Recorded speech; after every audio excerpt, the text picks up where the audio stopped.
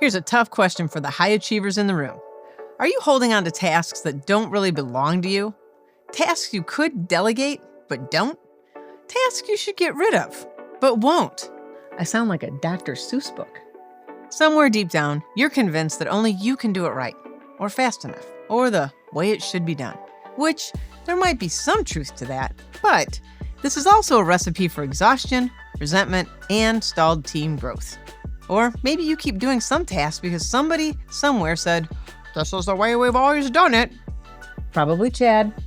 Well, let's talk about how we can examine the tasks we think we need to be doing or not, and how we can lovingly release the death grip on tasks that aren't yours to do. Because before you start taking on one more thing or keep doing that one more thing, you have to decide, should this thing even be my thing in the first place?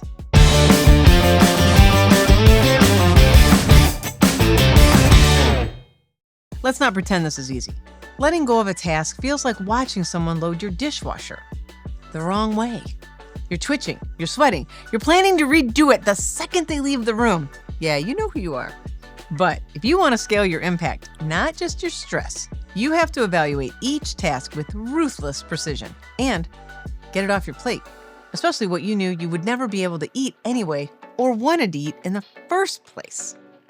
Okay, so let's get to 3 questions you can ask yourself to help you make some choices about what to keep and what to give away. Number 1, does this task align with my role and priorities? This might seem like a redonkulous question. I mean, everything that everyone does at work absolutely aligns with their roles, right? There is this real, not so strange thing I like to call role creep. It's that stuff that seems to creep into your role because someone's got to do it. Yeah, that someone becomes you if you're not careful. So, if a task truly doesn't fit into your role and doesn't require your level of expertise or authority, it might not belong to you. Maybe it still lives with your team, and that makes it a perfect thing to delegate to someone else. If it doesn't belong anywhere near your role or your team, it's definitely time to find that thing a new home. Okay, next question. Is this something I have to do or just something I've always done?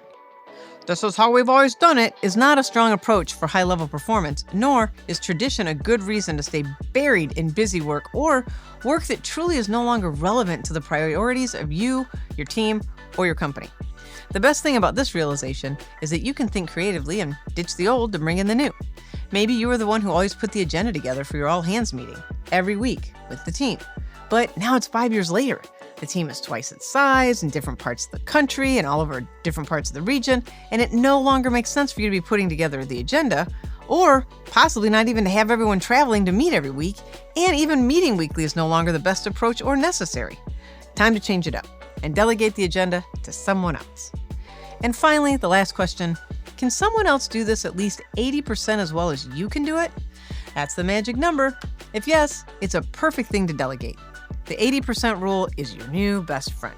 Of course, this is where your ego can sneak in with all of its crazy ideas. But it'll take longer to explain it. What if they mess it up? I don't want to seem lazy. No one will like me. No one will need me. I mean, who will I be if I'm not overwhelmed all the time?